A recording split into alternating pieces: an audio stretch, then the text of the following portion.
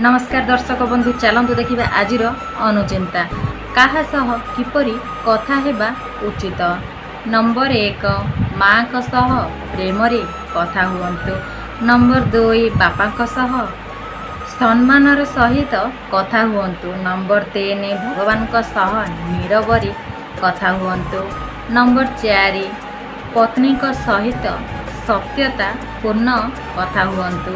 Number 5 भौणी सह स्नेह कथा हुअन्तु। नंबर 6 पिलांक सह उत्साहर सह कथा हुअन्तु।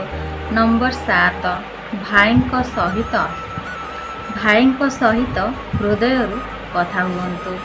नंबर 8 बंधुक सहित उल्लास कथा हुअन्तु।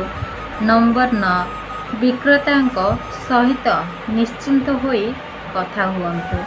नंबर 10 ग्राहक सहित निश्चिंत साधुतार सहित कथा हुअन्तु। नंबर 11 नेतांक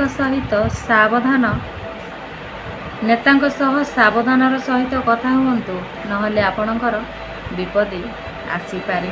यह जदि आपण माने पालन करिवे ना आपणकर दिनटी बहुत मंगलमय हेबो।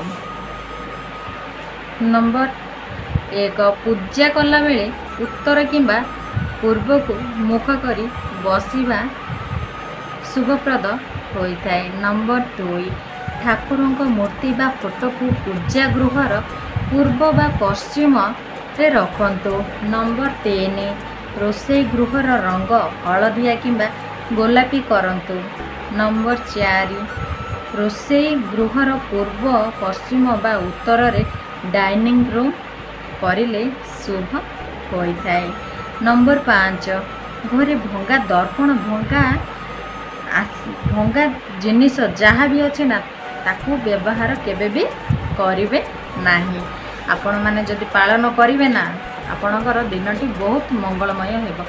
जदि वीडियोटी भल लगे ना प्लीज कमेंट रे निहाती लिखिबे जय माँ लक्ष्मी।